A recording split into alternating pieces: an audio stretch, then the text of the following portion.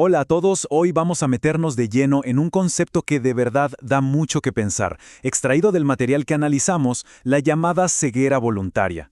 Vamos a explorar juntos esa idea de por qué alguien con los ojos bien abiertos elegiría simplemente no ver la realidad que tiene justo enfrente. Ok, esta es la hoja de ruta para hoy. Primero, vamos a definir bien de qué se trata esto. Luego, veremos dónde se suele fijar esa mirada terrena, según la fuente. Después analizaremos algunos ejemplos de esa desviación, las duras consecuencias de mirar atrás y, para terminar, la decisión final que se plantea.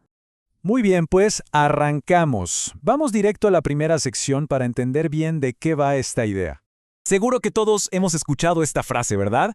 No hay peor ciego que el que no quiere ver. Bueno, pues el texto que analizamos parte justo de ahí. Apunta directamente a esas personas que, teniendo la capacidad de ver, eligen activamente negar una realidad que está clarísima. Y así es como la fuente lo define. Ojo, esto es clave.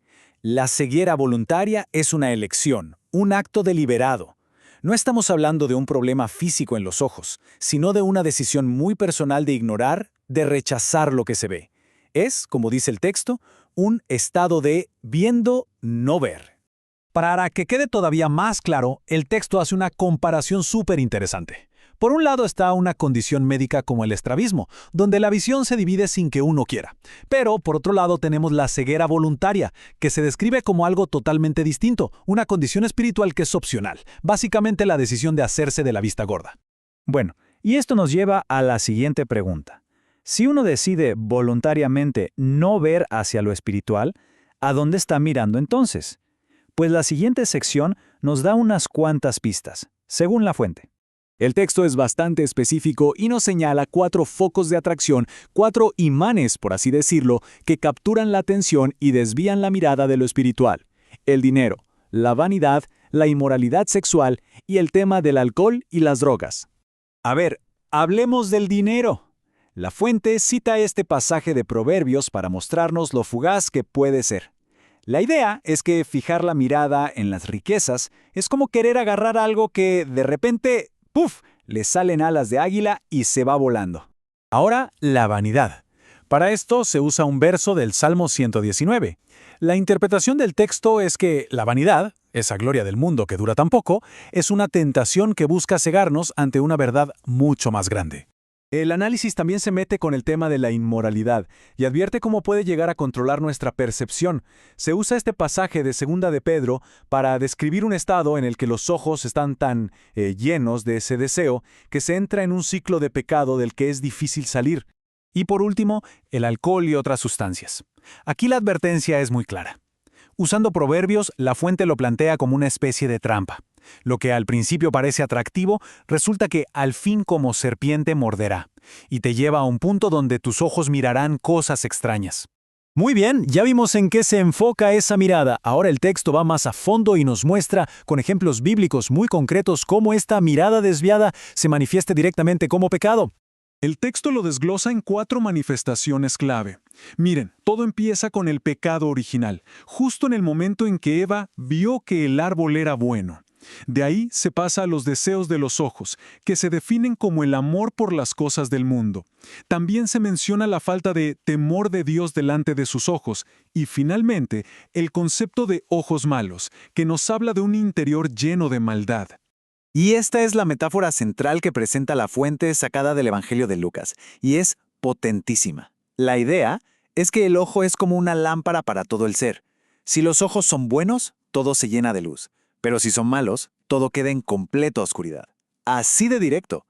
El estado de la mirada, entonces, define nuestra condición espiritual. Y esto nos lleva a un punto crucial del argumento, las consecuencias, y son graves, de esta ceguera voluntaria. El texto lo describe como el acto de mirar atrás, algo que lleva a la separación y a la destrucción. La historia de la esposa de Lot se presenta como la gran advertencia. La orden no podía ser más simple. Escapa y no mires para atrás. Pero ella desobedeció. Decidió volver la vista a lo que dejaba, y la consecuencia fue inmediata y definitiva. Por fijar su mirada en el pasado, pereció. Pero el texto nos da otro ejemplo muy poderoso. La experiencia del apóstol Pedro cuando intentó caminar sobre el agua. Aquí, el punto clave de la historia es el enfoque de la mirada. Mientras Pedro tenía los ojos clavados en Jesús, estaba haciendo algo imposible, desafiando a la naturaleza. Pero, en el mismísimo instante en que desvió la mirada hacia la tormenta, hacia el viento, el miedo se apoderó de él y empezó a hundirse. Y para remachar esta idea, la fuente cierra con estas palabras atribuidas a Jesús. La advertencia es tajante. La acción de mirar hacia atrás, de extrañar lo que se dejó, se presenta como algo que te hace no apto para el reino de Dios. Y con todo esto, llegamos a la sección final, que lo enmarca todo como una decisión crítica, casi como un llamado a la acción. Esta cita de Ezequiel es como el diagnóstico final del texto.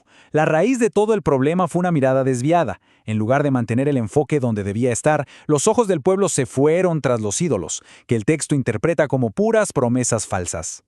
Al final, la fuente lo simplifica todo a una elección entre dos caminos. O uno se mantiene ciego a las maravillas de Dios, o abre bien los ojos para buscar, a propósito, las cosas de su reino. Y así, este análisis nos lleva a una reflexión final. Después de explorar el concepto, sus causas y sus consecuencias según la fuente, la pregunta fundamental que queda en el aire es: ¿dónde elige cada quien poner su mirada?